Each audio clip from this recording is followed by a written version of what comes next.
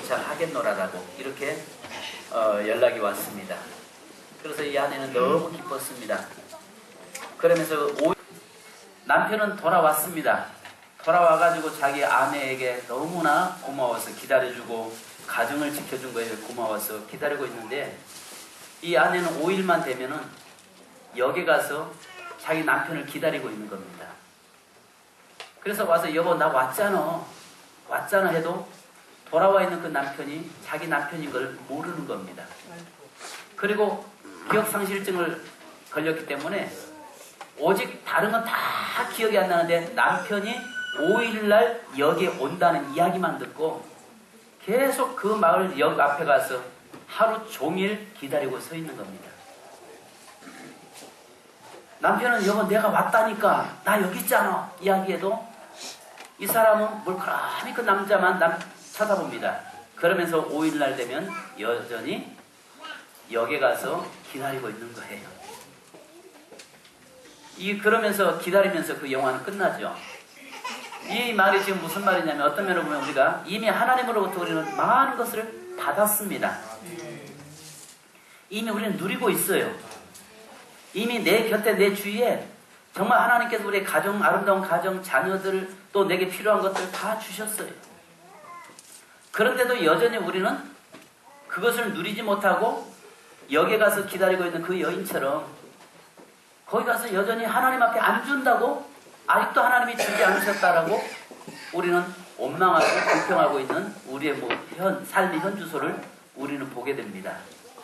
그러나 우리가 조금만 돌이켜본다면은 정말 하나님 앞에서 저와 여러분이 감사가 넘칠 수 있는 삶이 된다는 거예요. 가면은 한 우물에서 바로 한 우물에 뜨거운 물과 또 차가운 물이 동시에 솟는 그런 온천수가 있다고 합니다. 그래서 그 마을에서 여인들이 늘 빨래를 하고 있는데 이 선교사가 가가지고 정말 하나님 은혜에 감사합니다. 하나님께서 여러분을 사랑하셔서 온천수와 또 차가운 물을 동시에 물을 줘서 빨래하기가 얼마나 좋은지 모르겠습니다. 이야기하니까 이 사람들이 여인들이 빨래하다가 째려보면서 하는 말이 비누까지 줘야죠.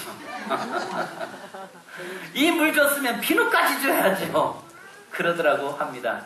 우리가 누리고 있는 것을 누린 줄 모르고 있는, 늘 또 다른 것을 원하고 또 다른 것을 구하고 있는 우리의 모습들을 보게 됩니다. 자, 오늘 본문은 아신 것처럼 예수님께서 예루살렘으로 올라가는 중에 사마리아와 갈릴리 사이로 지나가시는데 왜 예수님이 그곳으로 가셨을까? 근데 여기에서 이 마을은 산 꼭대기에 있는 마을이고 예수님이 예루살렘으로 가려면 그곳으로 갈 수 있는 길은 아닙니다. 근데 왜 예수님은 그곳으로 지나갔을까? 그런데 그곳에는 10명의 나환자들이 모여서 나환자 집성촌을 그곳에서 이루고 있죠. 여러분 아시는 것처럼 옛날에도 나환자들은 동네에서 마을에서 함께 같이 살 수가 없잖아요. 그래서 그들은 격리되고 따로 그곳에 모여서 살고 있었습니다.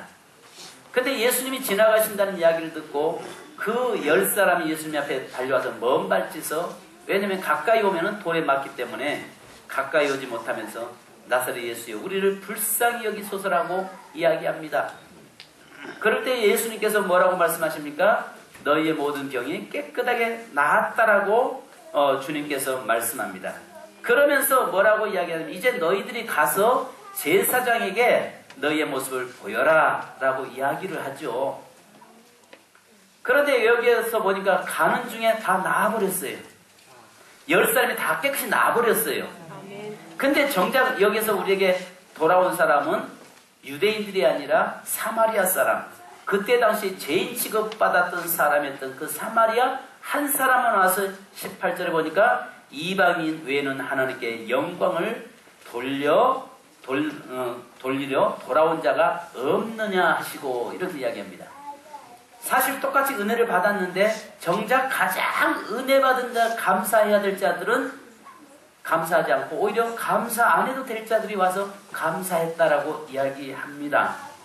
여러분 여기에서 이들은 보니까 함께 어울려서 살았습니다. 유대인이든 이방인이든 이들은 똑같은 나병 환자들이었습니다. 여러분 이 세상에서 우리는 함께 살고 있는 존재들입니다. 무슨 말이냐?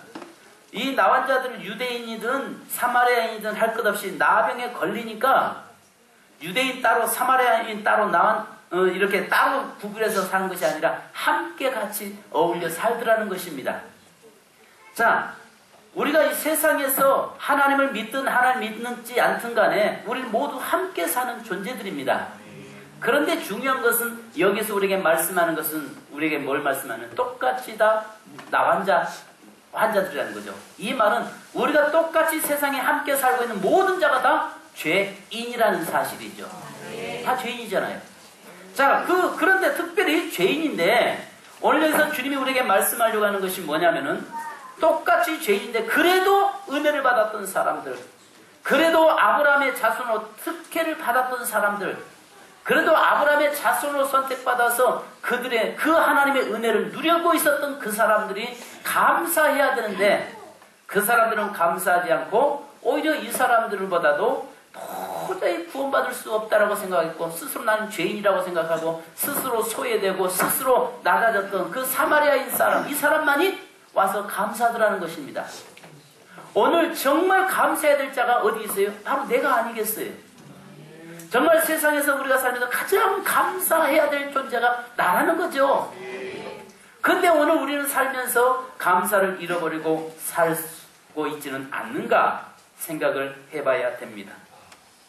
여러분, 어떤 면으로 보면 이 9사람, 그래서 예수님이 뭐라고 말씀합니까? 그 남은 9은 어디 갔느냐? 그 나머지 9, 가장 감사해야 될 그 9사람은 도대체 어디 갔느냐? 이 이야기를 하고 있는 것입니다. 여러분, 여기서 이 9사람들의 변명을 한번 들어볼까요? 이 9사람들의 변명이 보면은 이들은 첫째는요, 말씀대로 행동하고 내가 있는데요. 난 말씀대로 살고 있어요. 그 이야기하고 있는 겁니다. 이 말이 뭐냐? 예수님께서 고쳐주시면서 가서 제사장에게 가서 보여라. 이 말은 나는 예수님 말씀한 대로 난 지금 살고 있잖아요. 그 이야기하고 있는 거예요. 그리고 또 특별히 뭐냐면은 이 나환자가 치유받았을 때는 제사장에게 가서 먼저 보여줘야 너는 깨끗하게 치유받았다. 그렇게 판명이 나면 그는 그 다음부터 자유자가 되고 그 다음부터 그 나환자촌에서 나올 수가 있고 그 다음에 예루살렘 성전에 나가서 하나님께 예배드릴 수 있거든요. 그러니까 이 사람은 지금들은 어떤 상태냐면 나병에 걸린 다음부터는 하나님 앞에 나갈 수 없는 존재란 말이죠. 그러니까 인간 나가고 싶은 거예요. 더 나가서는 예루살렘 성전에 나가고 싶은 거예요. 여러분, 성전에 나가는 게 중요한 게 아니라 그 속에 진심으로 감사함이 없다면 나가도 아무 소용없다는 거죠. 아무리 그가 교회에 나가서 예배를 드는들, 아무리 그가 하나님 앞에 마음껏 찬양한들, 그 안에 진정한 감사가 없다면 온전한 예배자로 쓸 수 없다고 성경 우리에게 주님 말씀하고 계십니다.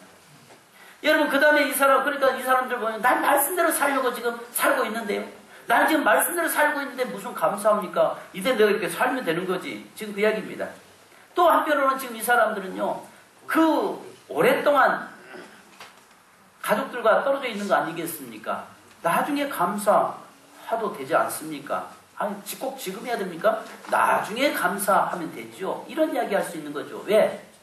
이 사람들은 가족과 멀리 떨어져 있잖아요. 오랫동안 격리됐었잖아요. 가족이 얼마나 보고 싶겠어요? 내 사랑하는 가족들을 얼마나 만나고 싶겠습니까? 그런데 이들에게 가족들을 만나고 난 다음에 그 다음에 감사해도 되지 않겠습니까? 지금 그 이야기 할 수 있는 것입니다. 이들의 변명이 이해되죠. 그 다음에 뭐냐면 무엇보다도 꼭 표현해야 됩니까? 말로만 해야 됩니까? 내 마음이 중요한 거지. 마음이 중요하지. 마음으로 감사하면 되지 않습니까? 지금 그 이야기하고 있는 겁니다. 제가 저희 아내가 그래요. 나는 도대체 당신이 나 사랑한다는 느낌이 안 들어. 그래서 내가 그랬으나 너는 날마다 어때 사랑 타령이냐? 함께 살아주는 게 사랑이고 함께 늘 밥 먹고 자고 함께 사는 게 그게 사랑이지. 꼭 내가 자기야 사랑해. 아유, 닭살나. 자기야 나 자기밖에 없어. 나 정말 자기 사랑해. 꼭 그래야 사랑하냐? 안 그래요? 우리 남편분들, 남자분들 안 그렇습니까? 꼭 표현해야 됩니까? 표현해야죠. 이거 이 시대 남자 아니시네. 야, 하긴 이 시대 남자시네. 옛날에는 그렇게 하면 남자 채통 없다고 했거든요. 그죠? 적어도 남자는 좀 다소곳이 지긋하게 그냥 표현하지 않고 속으로만 마음으로 살아가면 되는 거죠. 우리 그죠? 마음으로만 살아가면 됐지. 그러니까 함께 사는 것이고 함께. 근데 아니라는 거죠. 표현해야 된다는 거죠. 표현해야 되는 겁니다. 근데 요즘은 이제 젊은이들 보면 난 이해가 도무지 안 가는 게 하나가 있어요. 카페 모여가지고 연애하면서요. 만나가지고 우리 만나서 차 마시자고 만나가지고 얼굴에서 이야기하는 거 아니, 해야 되는 거 아니에요? 눈 보면서? 그래요? 눈을 보지 않고 휴대폰 보면서 문자로 서로 대화 나누고 있어요. 난 저게 정말 저거 사랑일까? 그래가지고 저것들이 저렇게 해가지고 결혼해가지고 나중에는 뭐라고 싸울 때도 문자 이거는 싸우고 있을까? 여러분, 오늘 이 사람들이 마음으로만 감사하면 되지 꼭 입술을 표현해야 되느냐? 그는 하나님은 뭐라고 말씀합니까? 입술을 표현하라는 거죠.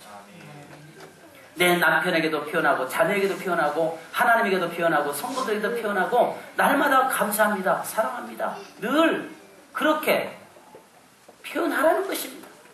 그래서 오늘 저와 여러분의 삶에서 마음으로 감사하고 있잖아요 라고가 아니라 오늘 이 사마리아인 이 한 사람처럼 늘 입술로 감사를 표현해라. 주님이 지금 그 말씀하고 있는 것입니다. 그 다음에 여러분 이 사람들의 변명 한번 들어볼까요? 나보다 나은 사람도 다 그렇게 하던데요. 나만 지금 갔습니까? 누군가가 가니까 나도 갔죠. 누군가가 그렇게 하니까 나도 하는 거죠. 그러니까 9사람이 동시에 다 흩어져 가잖아요.